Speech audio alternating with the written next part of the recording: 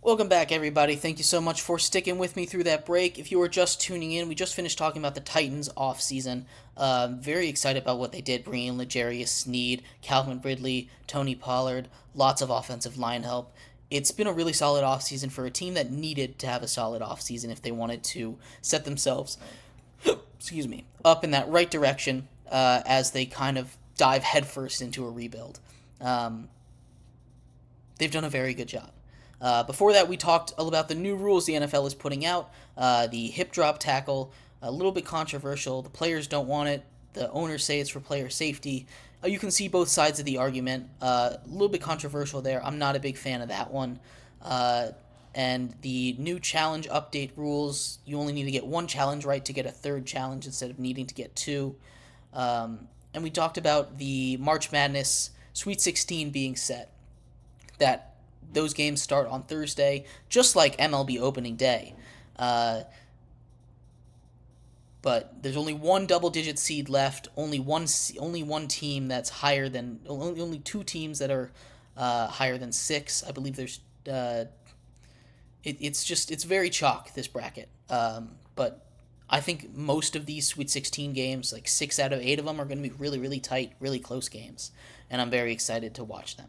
But in this segment, we are going to talk some baseball. Shohei Ohtani's press conference is scheduled to kick off. I haven't seen if it started yet. I'm keeping an eye out on that as well for any major news that comes off. Media is not going to be asking any questions. They're just there to report on what he has to say on the crazy story that is the gambling situation with him and his former translator Ipe. We'll break all of that down in much more detail tomorrow because we will have the report out and everything that comes with his press conference. Um, but I wanted to focus a little bit more on free agents. I just kind of threw it out there that opening days in 3 days, and there's still one major free agent that hasn't signed. There's a couple guys out there, but there's one major free agent that has yet to sign. Uh, but before we get into that, remember, if you would like to be an even bigger part of the show than you already are, all you need to do is go to gsmcpodcast.net. Leave a tip or donation. We appreciate anything that you do give. If you leave a note with that tip or donation, it'll pop up on the bottom of the screen. We'll have a little discussion about what you had to say. Again, we appreciate anything you do give. We appreciate you guys for watching. Once again, that link is gsmcpodcast.net. But like I was saying, there's one major free agent that is still left in the pool, still unsigned, just 3 days away from the opening day of Major League Baseball season 2024. Jordan Montgomery, World Series champion Jordan Montgomery, solid left-handed pitcher. He's reportedly looking for a multi-year deal, not one of those short-term deals that Cody Bellinger or Blake Snell got, although all four of those guys, Matt Chapman included, we're looking for those long-term deals, and none of them got it so far. Uh, Jordan Montgomery is in an interesting position where guys like Garrett Cole have gone down. The Angels are still looking for pitching. He is kind of at a position of leverage right now, and I know it doesn't seem like it because there's only 3 days left until opening day. But he kind of, I mean, he's running out of time. I don't think there has been much precedent for a starting pitcher that you're going to slot into like day two or day three, slot two or slot three pitcher that is going to sign after the season begins. That's been a free agent all this time. I don't think there's much precedent for that. Jordan Montgomery is still out there. I think the Yankees are probably the team that's going to go and get him. Red Sox, I wouldn't be surprised if they went out and got him. They could use some pitching as well. But the Yankees, without Garrett Cole, they need someone to be that stopgap. Jordan Montgomery is not the same level as Garrett Cole. Not really close. Garrett Cole is perennially one of the best pitchers in all of baseball, but Jordan Montgomery can help shore up that rotation that really is really weak right now. It's it's a really really weak rotation, and I'm not. I'm surprised that they haven't made a move. Garrett Cole kind of was the head of that, and they need him if they want to make a run. They can't be missing Garrett Cole for 2.5 months and do nothing and expect to make a World Series run, especially in the division that they're in with the Rays, with the Orioles, with the Blue Jays, with the Red Sox. All of those teams are really, really good and can make a wild card.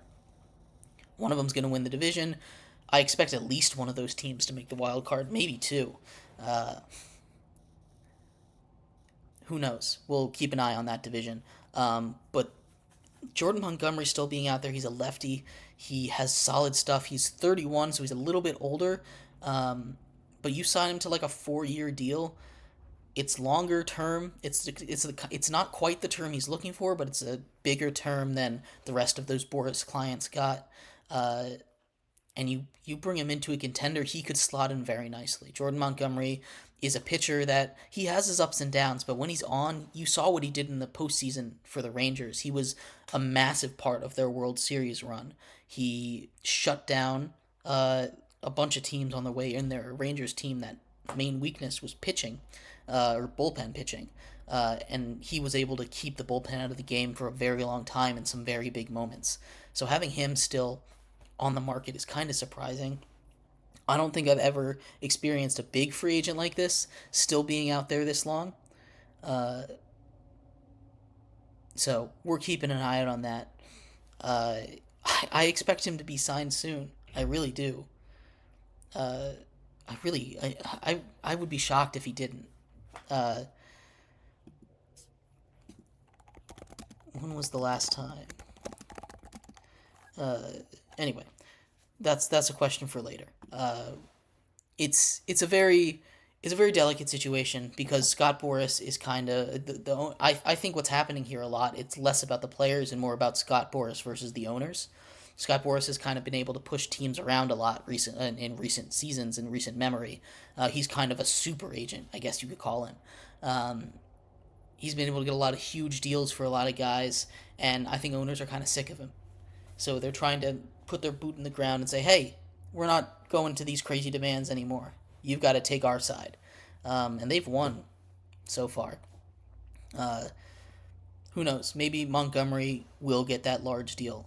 But I expect him to sign before March 28th, or I hope he signs before March 28th, because I don't know how that's going to affect rosters, because rosters are getting finalized right now. He's cutting it close. I know rosters can change. You can always pick up guys later, blah blah blah, whatever. But rosters are starting to get finalized, and you don't want to get too far in and not be on a team that's just catastrophic for your career. Maybe there's stuff that's not being reported that I've seen. I haven't seen anything negative about him. All the reports have been it's getting competitive for him. Lots of teams are in the mix. So I would expect him to have a deal done soon. But with the way that this offseason has been going for all the Boris clients, I have no idea. This might come down to the wire. This might be done midnight, March 27th. Uh, who knows? I'm eagerly awaiting this. So keeping an eye on that.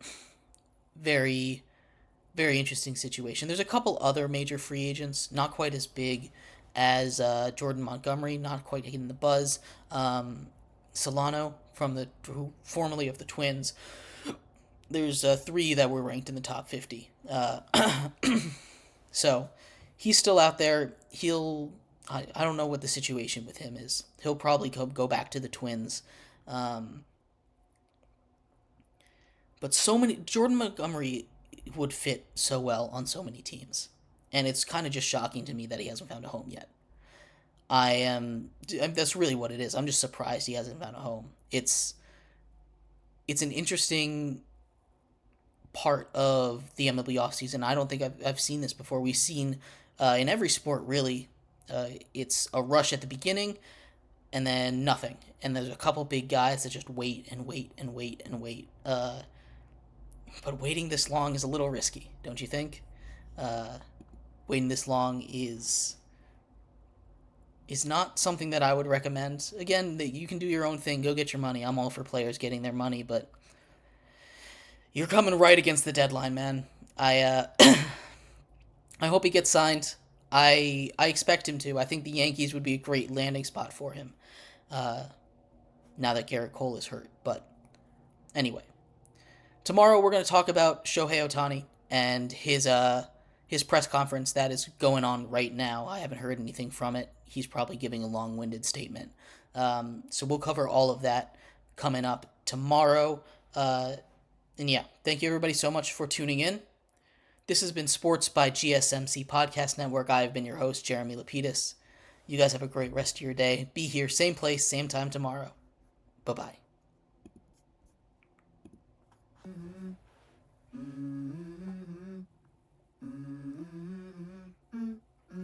Let's go.